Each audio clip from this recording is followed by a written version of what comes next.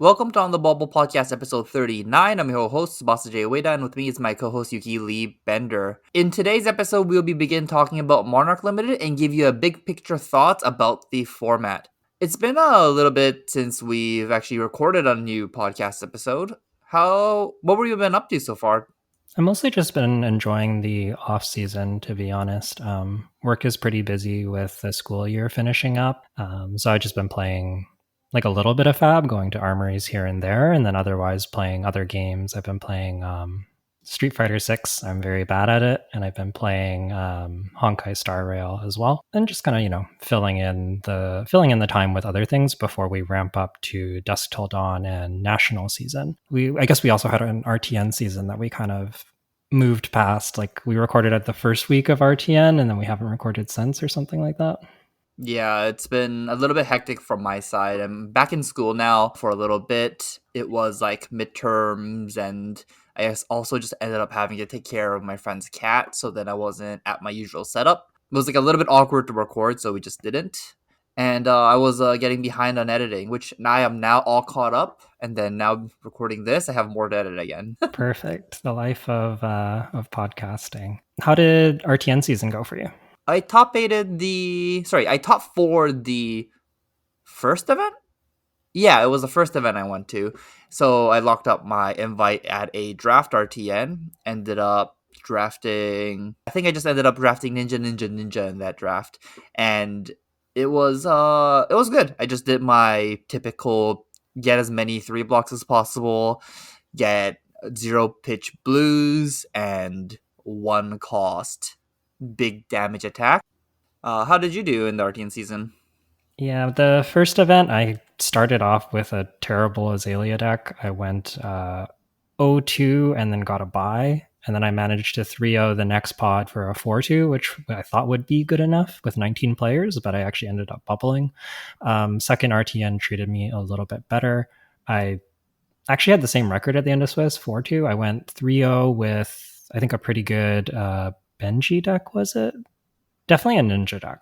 And then I went 1-2 actually with Azuri in the next draft. I think kind of maybe shouldn't have been Azuri. I'm not sure. I felt like my deck was okay. I just kind of got rolled by Azaleas, to be honest. So maybe it's more just like the Azaleas decks were really good than my deck. My deck wasn't great, but it also was like totally fine. And then I drafted a pretty insane Arachne deck in in top 8, I drafted a pretty insane Arachne deck that I managed to win the event with. I had in pack 3, after I was already Arachne, I opened Redback Shroud, and then I proceeded to play against a Riptide in the quarterfinals. And this Riptide had like 7 Widowmakers in his deck or something, and he's just planning to fatigue me with Widowmakers, but because Redback Shroud has Blade Break, you can just block with it over and over again, even though it doesn't have defense value after the first block, and just keep turning off their Widowmakers, which is a little bit disgusting. That and Trench. Oh, actually, Trench has Blade Break, doesn't it? It does, yeah. You can keep using Vamp Brace, though, if you don't pay. Oh, yes. It's just that. Redback Shroud and Vamp Brace is the only 2 cards in the set that actually turns off Widowmakers for good. Yeah. It is pretty insane. That card was not only insane in that matchup, but it was also just insane in all my other games because I had Short and Sharps and Spikes. I think I had like an end game where my opponent was low. I think he was at like 3 or 4. And I had Spider's Bite into Spring Loaded. So 1 and 5. And then I had a red Short and Sharp in my arsenal with Redback Shroud up. And it's just like, if he doesn't block the dagger, I Short and Sharp him. If he blocks the dagger, I can still Short and Sharp the Spring Load because it has base power 2 or less and it doesn't cost me anything. So I'm just presenting like 6 damage with the Spider's Bite plus the 3, so that's 9 damage. And like there's this reaction that can go on either attack that he can't really play around ever because of Redback Shroud. It was just really gross. That sounds really gross. Yeah. So we both have our Nats invite. Have you already booked your flight for Nats? I actually haven't. I need to do that. I have some family actually out in Toronto area that I might try and set aside some time to visit them as well. So I'm sort of figuring that out. But I have booked my US Nats trip already to Vegas just for the not playing in US Nats, but playing in the calling. That's fair. That's fair.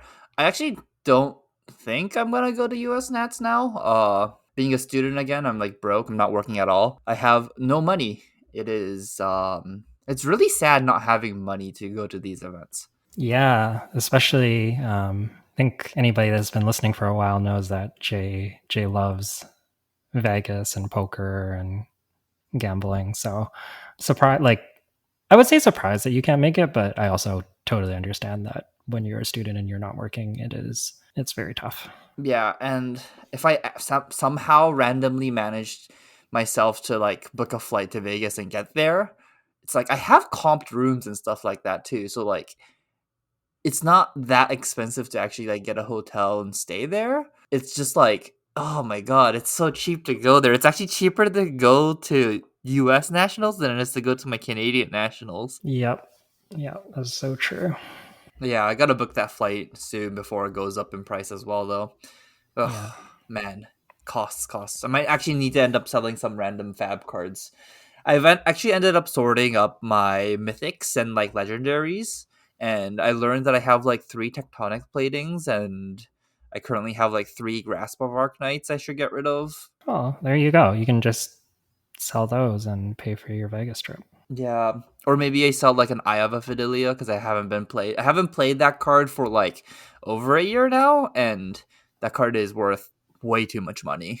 That's fair. And that probably fund most of your trip. So as much as, there are problems with card availability and pricing, and we don't need to get into that whole conversation, there is sometimes upside as well in that, you can use it to help fund your journey and go on trips and stuff like that, which is cool. Yeah. Okay. So I got it. The plan is maybe I sell one of my fabled. I book my flight to Vegas. Go to Vegas. Win the calling. Win a gold foil. Sell that gold foil, and then fund my Canadian Nationals trip. That's big brain. Oh. Yeah, just gotta top the calling. Should be easy, right? Yeah, all the good players are playing in the Nationals event, right? Hopefully. But I feel like people always say this about like PTs. I mean, I guess maybe that's more true for US nationals because it's not quite as dense a field as the PT, where like the PT, it's like, yeah, you play the people that scrubbed out from the PT and are still monsters. Like a bunch of them are just really, really good players, anyways. But I guess maybe at Nats, maybe, I don't know, maybe it's a little easier. Wasn't Pablo Pintor one of them that scrubbed out of Worlds? Yeah, Ended up top aiding the calling, destroying everyone at the calling. yeah. I think he top aided the calling on Phi and then lost to Ice Lexi or something. Yeah, look, PT and World's a different story, but this is U.S. nationals. Maybe it's not as like cutthroat as those events. That's true. But you might also have a bunch of Canadians traveling down there who don't have Nats until 2 weeks later. And then you have to play against like, I don't know if they're all going, but like the whole Ontario crew is pretty strong. Isaac Crute, Tarek Patel, those guys, Aaron Chance, Matthew Dilks, and so on. I'm sure I'm missing a bunch of them, but um, yeah, I don't know. Might still not be the easiest event. That's fair. That's fair. Talking about these events, Flesh and Blood had a premiere play announcement for second half of 2023, and they announced two more callings. We have Calling Taipei and Calling Dallas Fort Worth. They're both in October. Are you thinking about any of these so far? I've actually already booked a flight to Dallas Fort Worth. I guess I didn't talk about it in our life update section or how we've been doing, but I've kind of come to the decision that I'm going to be taking a break from my regular teaching job and focusing a little bit more on my writing and coaching, kind of fab related and also not fab related. I've been doing some writing for Honkai Star Rail as well, and hopefully that will continue. We'll see. But yeah, just kind of wanting to try different things out. I do like teaching, but I feel a little bit burnt out with it. And I might do a combination of those kind of more flexible jobs and maybe some part time substitute teaching as well, and then that gives me a little more flexibility to travel to events. So that's kind of what I'm planning to do for next year. Still figuring out exactly what that looks like. It does mean I got to go to events like Calling Dallas Fort Worth, because it turns out when you get to fly midweek prices, it's like $300 instead of $650 flying on the weekend, and then you're like probably late as well. Like you probably like don't really have time to play top eight if you make it and then get back to work, or you need time off work. Like it gets really hard. Yeah, that's good. I'm honestly rooting for you to do well in these events. You can actually grind some of these callings. Like before, you couldn't grind any of these events, and we didn't have any events that we could actually get to in time. So, Yeah, pretty excited to see you playing in these bigger events. yeah, definitely excited to be able to do it. For reference for people, it's going to take me, I think, one way is 10 hours and the other way is 12 hours because I can't get direct flights and there's layovers. So I spend a full day traveling either way, and then there's like the 2 days for the event. And so, to be able to do it, that's already 2 days off work. And I'm my when I have the regular like classroom teacher job, I get 3 days off in the year. There's like nationals, worlds, PT. So just the idea of going to a calling is just like, yeah, it's never going to happen. There's just no way unless I can somehow fly Friday night and then fly back Sunday night and still play top eight, which usually isn't the case. Another event that's caught my eye that I don't think either of us is going to was Battle Hardened Tokyo. Tokyo's getting a Battle Hardened. Yeah, really sweet. It seems like the game is decently popular there, from what I'm gathering. Like it seems like it's picking up steam pretty quick. I know that Japan has a very big card game scene in general, so cool to see it getting picked up there. Yeah, I'm actually pretty excited to see some of the Japanese players come in. There's like a bunch of good Magic players or even other TCGs that are just like some of the Japanese players are insane at TCGs, and pretty excited to see like which ones will actually convert to Flesh and Blood and actually do well in it. Yeah, for sure. I think that there's more than enough talent out of Japan for TCGs that, like you said, it's a matter of like which ones end up picking it up and deciding that they want to get competitive with it and do well. Then like there's not a question of like if there will be good players. There will be good players. It's just a matter of who. Okay, let's actually move on to our main topic. We've talked quite a bit about non-Monarch related stuff, but yeah. So Canadian Nationals, U.S. Nationals, all the Nationals is gonna be ending up drafting Monarch for part of their event.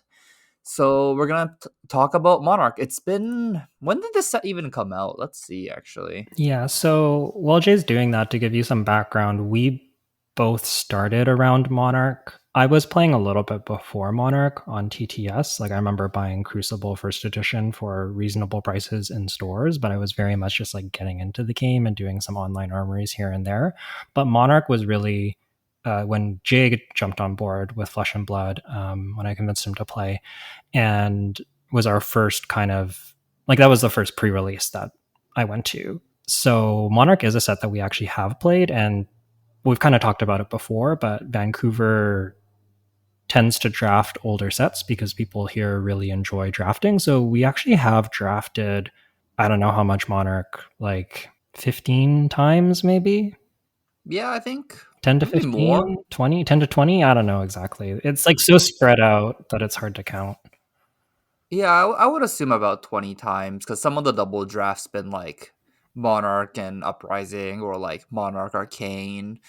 There typically was a Monarch draft, like it would be like WTR and Monarch or like Mhm. Arcane and Monarch. There's usually Monarch and or Tails and Monarch, like Monarch was usually part of that, like one of the sets that we always drafted. All that is to say it's a set that we do have experience with, although we've only really been playing it at the armory level. So um, I think we'll both be looking to kind of like brush up on the format a little bit and dive a little bit deeper going into Nats and just fully preparing the set for like a tournament setting. But we do have, I think, a pretty decent like baseline understanding of the format that we can share with you, begin sharing with you today. Looks like Monarch First Edition actually came out on May 7th, 2021. So basically 2 years ago. 2 years ago. Wow. Doesn't feel that long ago. Yeah, it really doesn't feel that long ago.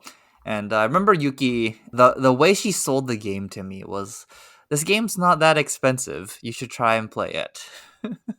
To be uh, fair, I think when I said that was like before all the Monarch first prices spiked and when the primary format was Blitz, so decks were Smaller. relatively cheaper, like just because you needed fewer copies, and like even E-Strike and Tunic weren't as expensive. And then shortly, like around when you started playing, everything went up pretty Mm-hmm. significantly.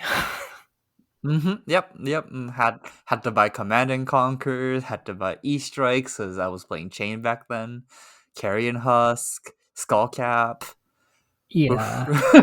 And it was also like a matter of at the time like the most prestigious events were these online skirmishes and like a lot of your other events were just online armories and you can get away with not having that optimized a deck when it's like that casual of a setting, I guess. But as soon as you start getting to like road to nationals and nationals, things obviously change quite a bit.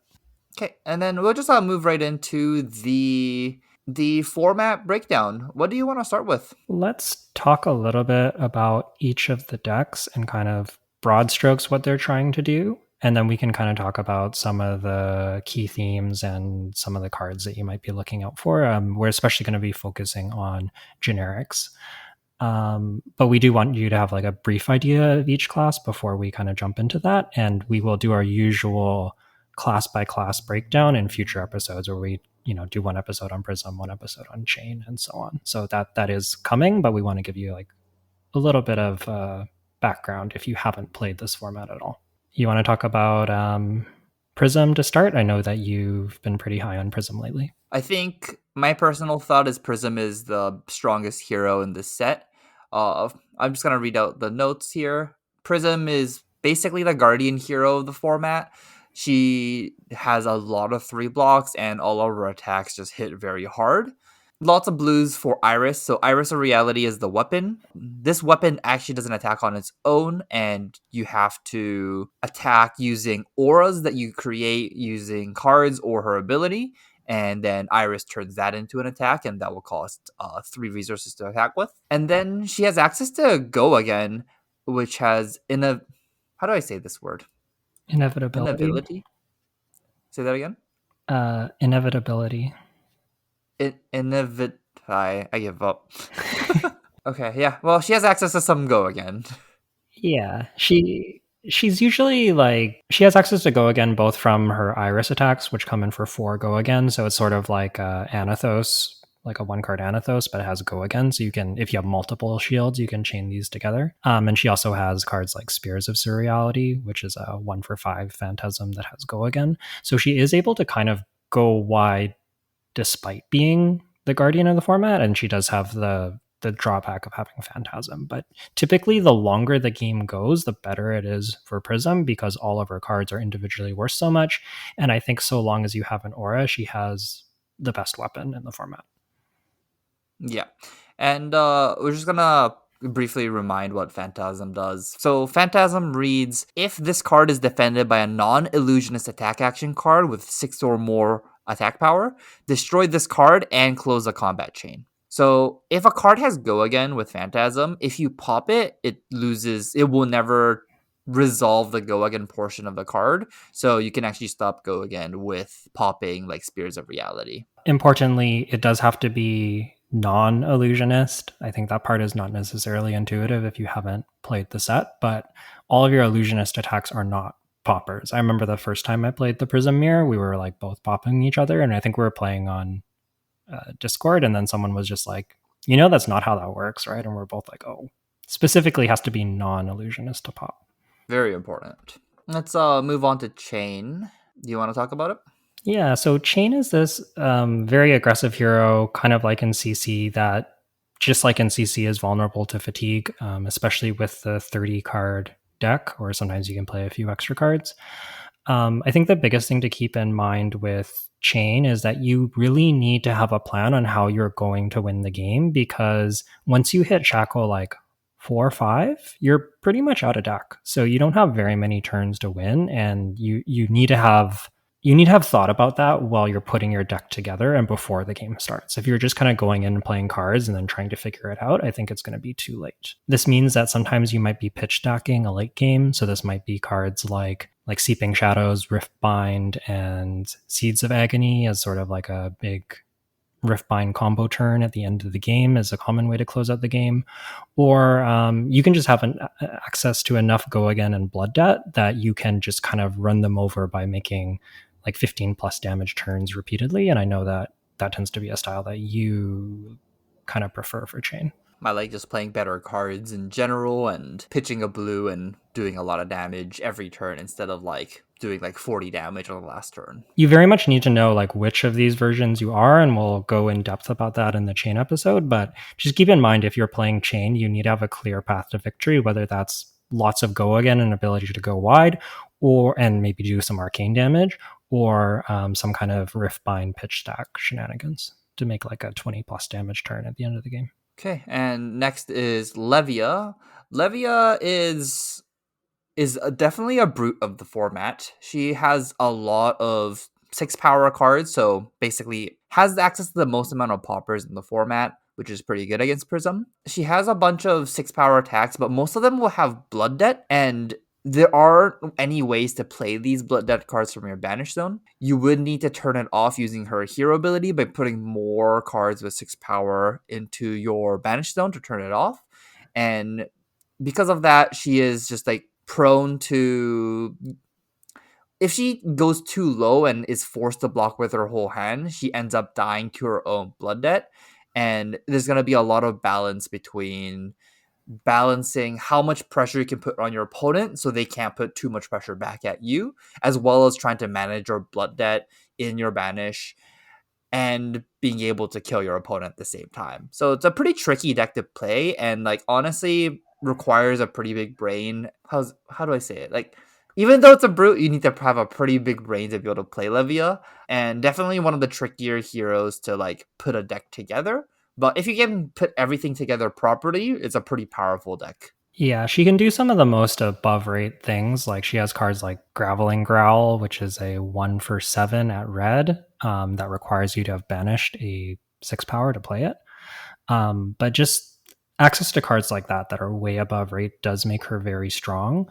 But I guess similar to Chain, like both the Shadow Heroes really need to have some kind of road to victory. For Levia, that usually either means going wide with stuff like Dread Screamer, Zealous Belting, Hooves of the Shadow Beast, or potentially going the other direction and having like going tall with Dominate. She has a few ways to get Dominate in the set, and if you're able to do a couple big, 9 Dominates, then that can be a pretty good way to close the game. But you need to have those kind of figured out beforehand and a plan to win, or people can kind of, I remember early in the format, people would just kind of sit and block her and attack if they have extra cards, and she would just kind of eventually not be able to turn off Blood Debt and die to herself, or take so much damage that she's just too far behind. Yeah, it's really funny when once Levia's at 10 life, you're just like, oh, can I rip her whole hand? If I do, I win the game. Yeah. Things get pretty dire when you get too far behind and you have a bunch of Blood Debt. So there's usually this really careful decision making of like stocking up your discard to get started so you have enough stuff to banish, figuring out when you kind of want to put on the gas and really just switch to damage and go above rate repeatedly so that your opponent has to play a bit more defense and can't make you have to block, ideally. Yeah. Anything else about Levia before we move on to Bolton? No, I think we'll talk more about her on her episode. Bolton. Bolton's sort of this like mid-rangey setup deck that can be pretty above rate, but requires some key cards to do it. I'll start by saying that I think we've both had the least success with Bolton as compared to any of the other heroes in the format. Previously, I was pretty much on avoid Bolton. I think that I'm going to be trying to maybe force or steer towards Bolton for a little while and see if I can't figure some stuff out for him with nationals coming up. But I just kind of want to give you the background that neither of us are in love with Bolton and haven't had the most success with him. I think a lot of that is because charge is a little bit of a weak mechanic, like requiring a whole card to go into your soul is very card hungry and you don't really get enough payoff. And also requiring higher than base power to be able to use his go again ability is pretty awkward. Like sometimes your opponent can just choose not to block and then you can't give your thing go again and can't do the turn you want to do. And because of that, like Bolton just ends up being kind of clunky a lot of the time. That being said, he can really shine with some key cards. And in particular, I think you really want V of the Vanguard. It can allow for some really, really big turns. It gives lets you banish multiple cards and gives you power for each light card banished to all of your attacks. So you can have some pretty big turns with V. Lumina Ascension, which is a majestic, can also lead to some very, very powerful turns, just like it does in CC. And then finally, Gallantry Gold, the gloves, I think are a great one to pair with either of those cards. But it does. Is it safe to say that our experience has been you kind of need V or Lumina plus Gallantry Gold to have like a basis for a decent Bolton deck? Yeah, I think we'll obviously talk in more depth about it in this episode as well, but I think you need at least like two Vs or a combination of like a V and a Lumina, and Gallantry Gold is a must. Like if you don't have Gallantry Gold, it's if you have no Gallantry Gold and you're playing Bolton, I think you can't even consider playing him. That said, I think you'll end up with a Gallantry Gold just because I'll be pretty wary to say, like, if there's more than one Bolton player, I think you should be staying away from it because the cards you want are mythics and rares in this deck. Yeah, that's kind of where I'm at as well. I really want to, if I was drafting a tournament and not just sciencing, like I would want to be getting in the deck for V Lumina or Gallantry Gold. And I think those are like the main cards that would draw me in. And if I'm not getting those cards and I'm just seeing like okay warrior cards, not so interested. Same. There is just the actually no. I'll talk about how to beat Bolton or how something to keep in mind about Bolton during the draft portion. I would talk about that in a later episode. Yeah. So all in all, that kind of gives you like an idea of the different heroes. And I think outside of Prism, most of the heroes are a little bit more setup based than we see in most limited formats. They generally need to be thinking about their win conditions, often from even as early as deck construction and the drafting process, and really have like a plan to win the game. We talked about that with Chain and Levia, and Bolton is like sort of the same thing. You're like charging up, building up your soul, and then trying to have a big turn with some combination of these power cards that you have, and that's kind of like how you win the game.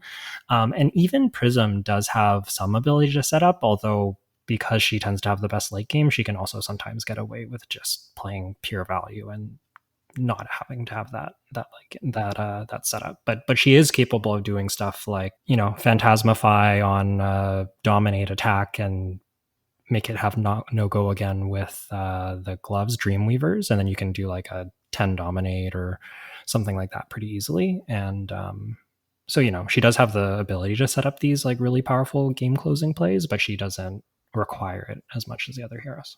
Let's move on to the generics of the set. I guess the first one to start off with is the I guess what I would call the best cards in the set. And those are gonna be poppers. And what I mean by poppers, we're just talking about 6 power attacks that you can use to block with. And that is so you can destroy Phantasm cards that Prism attacks you with. On general, cards with Phantasm is just like highly overrate. And if you are never popping a Phantasm card, you're probably going to end up losing just because their cards are going to hit harder than your cards. And the best way to come back from that is to block with a 6 power card.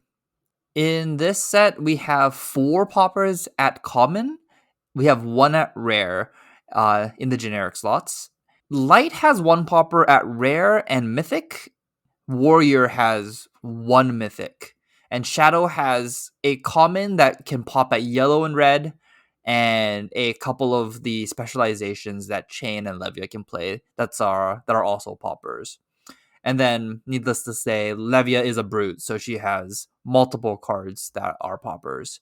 But a biggest note there would be some of Levia's cards don't have a block value, so you actually can't use those to block some things. Like Swing with Big Tree doesn't actually have have a defense value, so you can't actually attempt to block with that card. It's just as a side note. So I think relative to Uprising, there are probably a few more poppers, it feels like. But I think that the poppers are also sort of higher importance because unlike Uprising, which really like supports two Dromais and that's kind of it, I think that Prism is the class or the hero with the deepest card pool. And there can often be just in the way like Assassin or Fi in previous sets, like there can be 3 or 4 prisms and the deck can be pretty solid.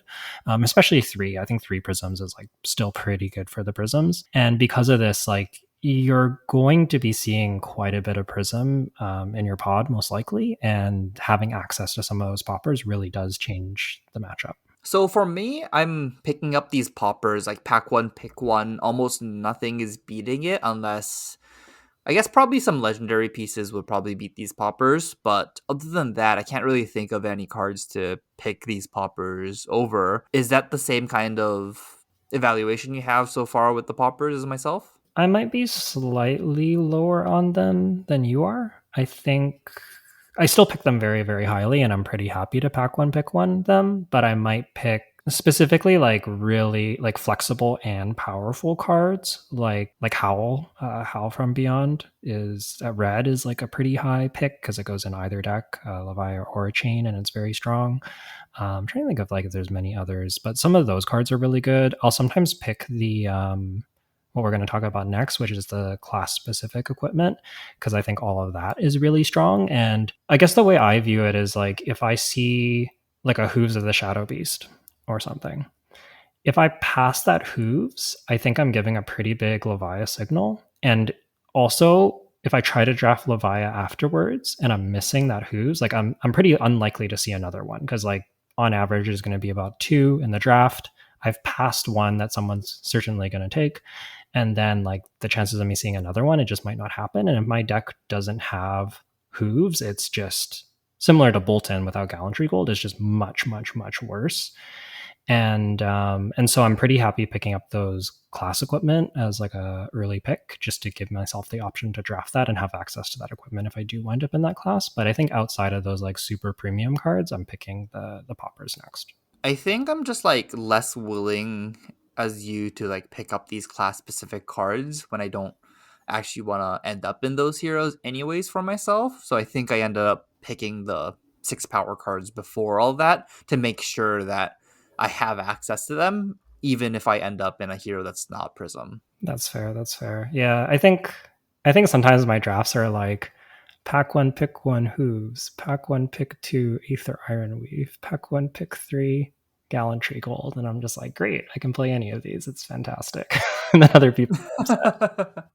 Is this why we end up with like less equipments in our pools too? Yeah, this is why everyone's like, I didn't see this, and then they're like, Yuki cut me, and I'm like, yeah, because if you just make sure you have the class equipment, it just makes your deck so much better if you draft that class. So, and you have 15 card packs, which we didn't mention at the top, but does make a difference. The extra 3 cards per draft means that you have a little bit more time to kind of find your lane and stay open and speculate. Yeah, we have 15 cards that we get to cut, not including equipments. So probably like we get 10 cards that we can cut. We can actually have some dead picks in the last like either in the very early or at the very end of your packs. Even if you have some dead picks, it's fine. You can make a deck. It's great. Should we move on to equipment? Yeah, let's move on to equipments. We've talked about it a lot already, but class equipments are premiums. They're good. Like what is it? Aether Ironweave for Runeblade. This card is just like a Battle Sworn that blocks for 1, so it essentially just gains you 1 life by picking it, and it has a relevant ability for your pop-off turn as Chain. Gallantry Gold also has a Battle Sworn for 1, so it immediately gains you 1 life and does like minimum 2 more damage or even more depending on how much combo you can put onto that card. Same with Hooves. Hooves also have Battle Sword 1? Yeah, it's Battle Worn 1 and like essentially like Snapdragon Scalers, except you can use it on like any of your Leviathan attacks because they almost all banish. Wow, broken. And what do you think about I think the most divisive one or like the most like subtle one is Dreamweavers. What do you think about Dreamweavers for Prism? I never see this card. I think everyone else values this card highly more higher than I do. Mm-hmm. I haven't played with Dreamweavers for maybe like 8 to 9 drafts, Wow. unfortunately. I would pick it if it comes to me, but I'm not picking it highly. Okay. I think I'm also lower on Dreamweavers than the other class equipments, but I think I'm higher on it than you are. So like I'm probably not pack one pick winning Dreamweavers unless the pack's really bad. Like I'd be pretty unhappy about it. But I do think that the Spell Void is like kind of relevant, and I actually really value the ability to give an illusionist attack no phantasm because it lets you find a spot like often in the late game where you can choose to just keep 2 cards and come in for 7 and strip their hand. And sometimes in those spots, you're just like, if I do this and I get popped, it's really bad for me. But if they don't have a popper, I probably win the game. I find you can like often wind up in these spots, and I think just having the ability to guarantee that is really really strong. You can even it also makes cards like Phantasmify, which is a 1 cost. Your next attack gains +5 in Phantasm and is an illusionist attack. It's basically like another Spears, but you can also combine it with Dominate. It lets you do those kinds of lines, which like I just don't want to play pumps at all if I don't have Dreamweavers. So I think this just comes down to because I'm picking up the generic 6 attacks a little bit higher, I end up with more of them. I'm not really relying on my phantasm cards to attack with, so Dreamweavers go down in value even more. And I actually value. I guess we'll move on to the the class of equipments, the Ironhide equipments. mhm. I actually value Ironhide Gauntlet significantly higher than just like I value Ironhide equipment just significantly higher than the Dreamweaver's equipment, which ends up meaning if I see a pack with Ironhide Gauntlet, I would end up picking it, and then if I see a Dreamweaver's after, I would end up passing it. Okay, that's fair enough. And yeah, we'll just talk about the Ironhide equipment now. There's a helmet, there's a headpiece, a chest piece, arm piece, and a leg piece for the Ironhide equipment, and they all do the same thing. Is when you block with it, you may pay a resource, and if you do, it gains +2 armor and destroy it when the combat chain closes. So as I just said, I think these cards are very, very good if you can get multiples. The premium number to find is 3. If you find 3 Ironhide equipments, a blue pitch in your deck turns into a 6 blocks on one of your turn. Yeah, and you can also divide it between like you can block like a 4 and a 2 or something if you need to, which is really nice. Yes, yes. On like a chains on one of the chains turns where they start to shackle, if you can just pitch a blue and go like block out one of your attacks for 4 and have 1 resource floating, and you're basically telling them you're going to use an Ironhide, but what are they going to do? Not attack you? I do think some smaller amounts of Ironhide can be okay specifically into Prism. You can do stuff like pitch a blue to Ironhide and then make a Spectral Shield after their action point is used up, and you've kind of like you've blocked 2 and then you've given yourself ward 1, so you've kind of like effectively blocked 3 in a way, but then you also have access to your weapon on your turn, which can be nice against decks like Leviah specifically, who has a ton of poppers. So it's not to say you can't play it in smaller numbers, but yes, it definitely gets better if you have 2 or even 3. If you have 2, then you can like do that line you just talked about twice. Mm-hmm. There's just like a lot of different ways to use Ironhide in exactly Prism, but in other heroes, I think if you get 3, you definitely play them. But if you only have like 1, it gets pretty awkward to play with it. I think this will tie in pretty good to the next type of equipment we're going to talk about. One of them would be Blood. How do I say this card? Blood Drop Brocade? Yeah, I think so. So Blood Draw Brocade is a chest equipment. This is instant, destroy it, and you gain 1 resource. Activate this ability only if you have been dealt damage.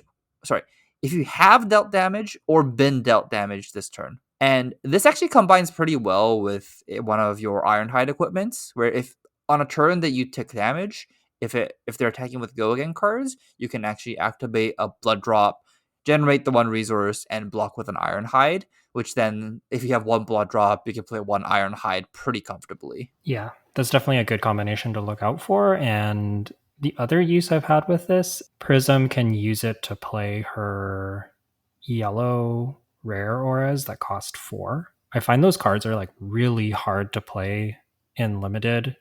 Your life totals are so low, and forcing your opponent's action point is like a lot worse in limited because it's just like a weaker format, whereas in CC they're usually giving up more. But in limited, like sometimes they're just have some lousy attack anyways, and they're pretty happy to break your aura.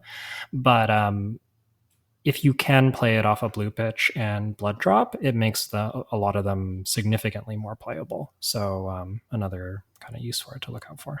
Let's talk about the other equipment. So there's a card that's banned in constructed formats called Stubby Hammers. How good is this card in this format? I think Stubbies is a pretty high pick in chain specifically. He's able to go wide and then pump up his attacks and just kind of present these huge combat chains. And you can often get like 2, maybe 3 value out of Stubbies, which is really good.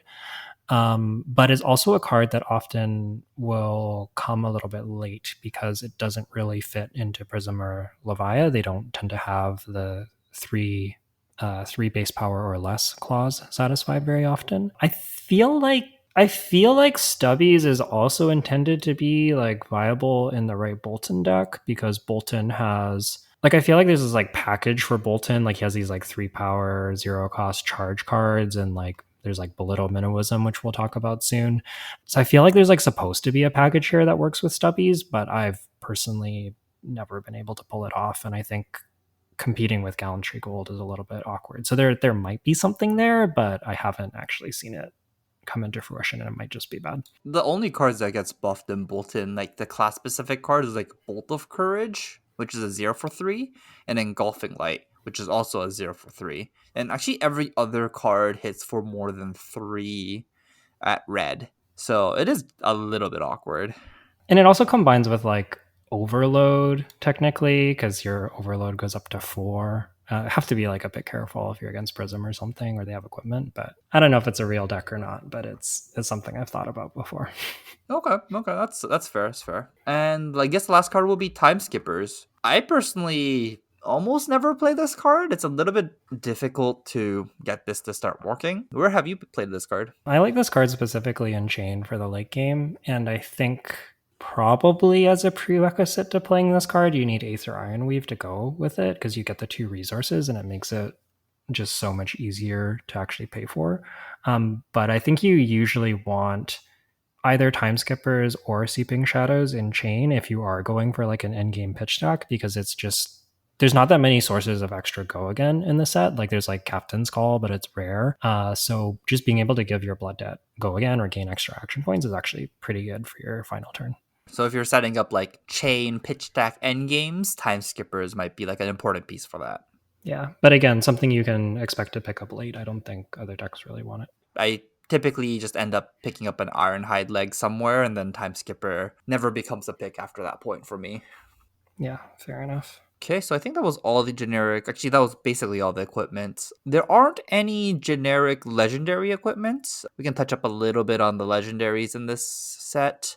How good are the legendaries in this set? The shuffle in cards are kind of whatever. I think actually Doomsday might be good. I've never seen it in limited. Eclipse is going to be almost impossible to turn on. I think Carrion Husk is going to be insane, of course. If you see Carrion Husk, you should pick it. What else is there? Phantasmal Footsteps would be very strong. Being able to the block in combination with your Ironhide is good, and well, being able to mitigate the Phantasm pops is very strong as well. And what else? Valiant Dynamo. This card has to be good. Have you played with it? No, but like it's Battle Worn 1, and you probably swing your weapons twice, like at least 1 or 2 times in the game. So even if you get 2 block out of it, like it's already really good. Yeah, I think an easy way to say this would be almost all the equipment legendaries are pretty broken. I think you should pick it, and that would also be like a strong reason to go into Bolton or Chain, honestly. And just the shuffle in legendaries, Doomsday and Eclipse, I would probably stay away from it. Doomsday, interesting, but I don't know if I want to try it. I would try it, but I don't know if I would try it at like nationals or something. But I would try it in an armory. I really wish I can have a chance to try Doomsday before before nationals because like I don't want to open Doomsday at Nationals, pass it, and then lose to it. What is the condition for Doomsday? You need like cards in Doomsday's Banish? condition is play Doomsday only if there are 6 or more cards with Blood Debt in your banish zone, and it creates a Blasmofet, the Soul Harvester token, and it is a shadow instant for 0 cost and pitches for blue. Read Blasmofet real quick. This card is a shadow token demon ally that attacks for 6 with 6 health, and once per turn it attacks for 0 cost. And whenever Blasmofet attacks, you may banish a shadow card from your hand, and if you do, you may banish a card from the defending hero's soul. I'm gonna go out on a limb and say that this has got to be at least like pretty solid. It's just not that hard to get 6 blood debt in your banish zone, and then you get like a repeatable 6 power thing that banishes stuff, and like the removing stuff from soul is gonna be super real in limited, where like half of your games are against light heroes. Yeah, that's fair. That's fair. The only problem I have with Blasmofet is it only has 6 health, so like it dies pretty easily against like Prism. Yeah, but it's just like a 0 cost 6 attack that they have to like hit, and it's also a blue.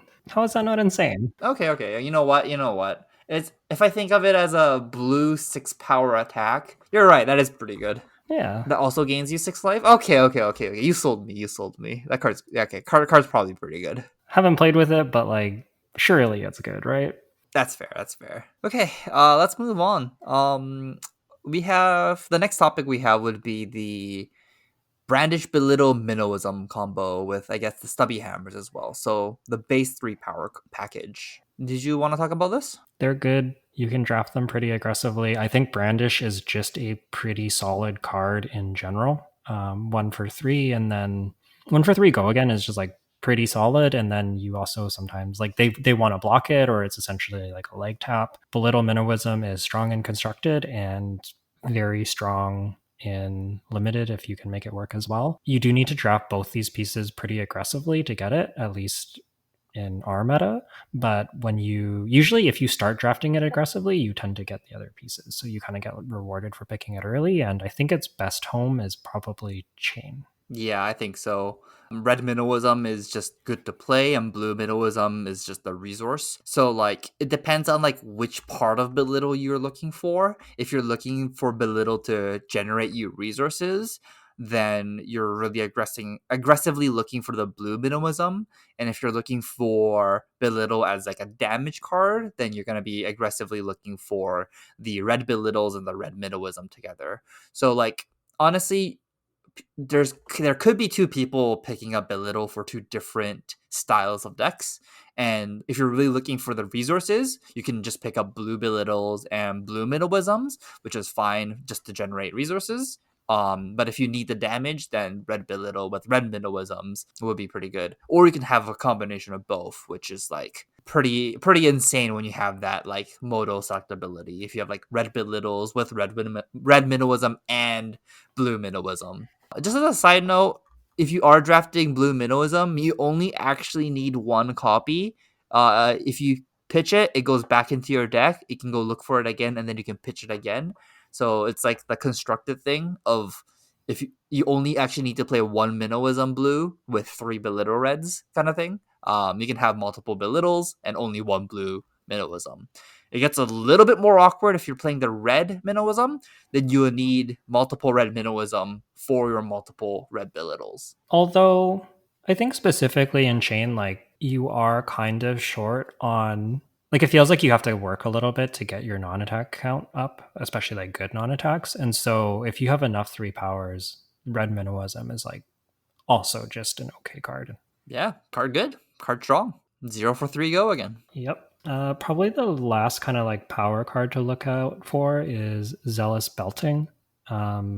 It's a 5 power 2 cost attack that has go again if you've pitched something with higher base power than it. So this usually means you usually want the red one, and you can pitch a yellow 6 power to come in for 5 go again, which is really solid. And that's, I think, pretty much exclusively a Levia and a Prism card. Yeah, I mean, again, Zealous Belting, like constructed staple, and it's good here as well. So Zealous Belting, I think, is like a decently high pick early just because it's both flexible and pretty powerful. I found this card you can also just play it in Bolted and Chain as well if you really wanted to. The cards that require you to play it is going to be a little bit more specific. There is a shadow card that is a yellow that has 6 power. So you can also, if you play multiple copies of that card, you can pitch that to play Zealous Belting and Chain. In Bolton, it's quite a bit more awkward. If you're needing to use 4 resources anyways, then you could pitch like a red 6 power first and then play Zealous Belting, but definitely the worst in Bolton. But I think Chain can definitely play this card. Yeah, that's fair. If you have Lunar Tide Plunder, the 6 power Jay was talking about, a yellow, then it's pretty reasonable to play in Chain, I suppose. Yeah, it's 5 go again. If you don't want to shackle a lot, it's fine. So those are kind of like, I think, the main things to talk about at generic. Do you want to talk about maybe some of the cards that we should maybe like avoid or a little more situational? Yeah, let's do that. I'm just going to start off with the really, really bad cards. These cards I don't think you should ever play in any circumstance. That's going to be Talisman of Dowsing and Memorial Ground. I don't think I've ever seen a scenario where these cards were playable or even close to good. Memorial Ground can only put attack action cards, so you can't put non-attack action cards. If Memorial Ground can put like Lumina Ascension on top or something, I may think about playing it in Bolton, but even then it's like quite suspicious. Or like if you're thinking about like trying to set up some banishes with Chain, it's not good. Like just draw the card or just you'll have other ways to find a way to banish your cards. Just pitch stack it. Do something else. You don't spend a card to do it. Yeah, like it's like the blue is kind of playable if you're really scrapping for playables, and you can like put a Bounding Demigod on top as you're banishing, because you do get to respond to the shackle, but it's still not where you want to be, because you're still just like trading a card for Bounding Demigod. And as good as Bounding Demigod is, like it's good because you can hit it off the top and get it as a free card. Most of the shadow cards are pretty underrate on their face, so you don't really want to be trading your card in hand for like a random Shadow Runeblade Blood Deck card. Other than that, there are 2 cards that we wanted to talk about. One being a very bad defense reaction card. This is probably the worst defense reaction in the game. It's called Rise Above. It's a rare, so it's not going to pop up that often, but it is a 2-cost defense reaction that blocks for 4 at red. And it says you may put a card from your hand on top of your deck rather than pay Rise Above's cost. I feel like this is supposed to be a chain card because you can block with it and then put a card on top and then banish it to Blood Debt, so you don't like really lose the card.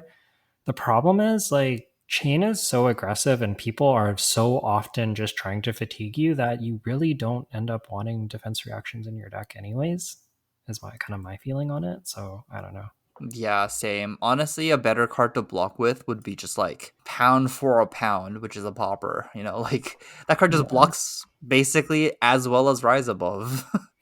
Yeah, it's not great. I guess you can combine it with Ironhide and then you can pitch a blue and block for 4 and 2. But there's still just like you're blocking 6 with 2 cards and you have to have a blue and you have to have Ironhide, and like anytime you don't, it's just terrible. So yeah, I think you should not play Rise Above. I haven't seen a good use case for it. Yeah, I zero. No, The just don't do it. the blue and the yellow are better than baubles. I'll give you that. Blue and the yellow is better than baubles. Ooh, I don't know if the yellow is better than a bauble. Why not? Oh, I guess it's just. Oh, you're It's right. just You're right. better than a Is bauble, right? Like it's still Yeah, bad, you're right. You're but you're it's right. You're better right. than You're a right. You're right. It is bauble. better than a bauble. It has slightly more text than a bauble. A card with the exact same properties with text has to be better than a card without any text. You're right. You're right. So yellow and blue is better than a bauble. Yep. And so yeah, that's about all we can say about it. Avoid those cards. Talisman of Dowsing, also avoid that card. Not it stops arcane somehow. You have to like use your action point, and then it gets. Oh no, you don't use your action point. It has go again, but it's only spell void 1. So you're basically like making your card into a 1 block. Yeah. The only time this card is like sometimes consider playing would be if you have the Ironhide? No, Aether Ironweave. If you have Aether Ironweave and no other non-attack action, then you probably have to play one copy of this. Then will be your only way to trigger your Aether Iron Weave, and it's probably better to have a way to trigger Aether Iron Weave than zero ways. So probably like that would be the only time I would play this card. Okay, just don't play this card. There are a couple other generics we can talk about that can be like situationally kind of good. First one is Yinti Yanti. On its face, it looks like a bad card. It is a 0 for 3 that blocks for 2. But if you control an aura, it gets +1 while attacking and +1 defense while defending. So it's essentially a wounded blow. Is that the card? The 0 for 4 with 3 block. Yeah. So long as you have an aura, which makes it very good in chain because shackles are auras and you just always have them. And, or like very solid in chain. It's not like incredible, but it's like totally serviceable and you can play it. Yeah. It's a wounded blow. Yeah, it's a wounded blow. Exactly. It's about as good as wounded blow was in WTR. And similarly, it's pretty decent in Prism if you are a deck that is able to make spectral shields or auras and keep them around. If your deck is not set up to do that, it's a little bit more dubious. Yeah, it gets a little bit awkward with Prism just because like it's hard to create auras, and when you do, it's hard to keep them around. So then like you can't always line up your Yinti Yantis with the auras to be on the board. So really, this is like a card that Chain gets to have, whereas all the other heroes really don't have access to this card. Yeah, I agree. Mostly a chain card. And then Overload. Have you found uses for Overload? If you can buff Overload, this card's insane. This is a Overload is a red pitch, 0 cost for 3, blocks for 2. It has Dominate, but if it says Overload hits, it gains Go again. This card, because it's a 0 cost for 3, it's like super easy to block if you don't do anything to it. So it's pretty bad when you don't do anything with it. But if you get like even like a Phantasmify or like Warmonger's Recital, just like any kind of buff, like Minnowism, then this just extends your turn on turns where you wouldn't have been able to anyways. So if you were like a chain that goes belittle, find red Minnowism, play red Minnowism, play Overload, then make a shackle, play a card from your banish zone, and then attack with Galaxy Black at the end. That's just like a really, really strong turn, and you didn't actually need to expend that much resources to like other than making a soul shackle to get go again, and Overlord was like a very efficient way of getting an extra attack and being able to expend your hand a little bit better. So like it has good uses. It is just a little bit awkward to turn it on, so you'll need to have enough ways to turn it on for this card to be good. And notably, like all the classes kind of have access to ways to increase power. So this isn't even like just specifically one class. It can kind of see play in most things if you really wanted it to, although it probably is a little bit less awkward in Chain and Bolton. Like I feel like Prism really wants to have, like, you're pretty happy just playing like your heralds and your spears, but you could play Overload. Lavaya really wants to have like quite a few 6 powers, so like you could use Overload as a win con if that's what you need to do, but I think you'd rather get, like, she has other attacks with Dominate that you'd rather use. So I feel like it's a little better in Chain and Bolton, but any class can play this if you have the right setup. Yeah, and technically belittle is a generic, so if you just Mhm. like put all of these cards together, you could be like basically any hero and do that same thing. Anything else you want to touch on here before we wrap up? The last little bit, I just want to talk about the mythic generics and how good they are. Exclude Confidence is a red pitch, 0 cost 4 attack. It has a lot of text on it. It's it's solid. It's like a wounded blow with additional text. I would play it almost every time, and when it's good, it's really really good. Same with Nourishing Emptiness. Nourishing Emptiness is a red pitch 2 cost that attacks for 6, so it is a popper. It basically has no other text in this format unless you draw it on turn 1, and when you do, you win the game. So congratulations. I would pack one, pick one it. Yeah, agreed. And the last card is Rousey Ancients. I have never played with this card yet. I have. Yeah. It's not the easiest to make work, but you can make it work in Lavaya or Prism. So would you pick it highly? Is it not that good or? I don't know. It's okay. Requires you to play a 4 card hand to resolve it, and you do need a pretty specific mix of stuff to make it work. If you're a Prism in particular, like you need to have some red heralds or I guess yellow Enigma chimeras in combination with like yellow heralds. So it is like pretty demanding on your deck construction. And Levia probably fits a little bit easier. I think it's probably a pretty high pick in Levia, but Prism is like it's a card you can play. It's also a blue, which is nice, but like it does block two and it's kind of hard to pull off. So I don't think it's a super high pick, but it's decent. It lets you do like if you do resolve it, it is very good. It's just not. I think it's non-trivial to resolve it in limited, basically. Okay, so quite hard to resolve the card. I think so. Like I think you will know if you have the deck that it is good in, and I think that it's more of a card that like I'd either pick up kind of like mid or late pack one and then try and build around and see if my deck can incorporate it, or pick it up later in the draft when I already know that my deck can satisfy it pretty easily. Yeah, that's fair. That's fair. Okay, yeah, that's everything I want to talk about Monarch. All right. That's going to wrap us up for this week. If you want to get in touch with us, you can drop us a comment down below on YouTube, or you can head over to Twitter. I'm at Yukili Bender. Jay is at Ueda J. Or you can email us at onthebauble@gmail.com. We'd love to hear about your experiences drafting Monarch. And if there's a certain hero or a certain topic that you're hoping gets covered related to Monarch Limited or even just in general, let us know. If it's not Monarch Limited, it might be a little bit before we get to it. But yeah, if there's like a certain hero that you're really keen to hear about first, or you have some questions about the format, please let us know. We're really looking forward to kind of diving into each of the classes and diving into Monarch Limited over the next coming weeks and months here. Until next time, good luck at your local armories and any other events you might have coming up. And hopefully you can be ready for your nationals and pre-releases that are around the corner. Good night, everyone.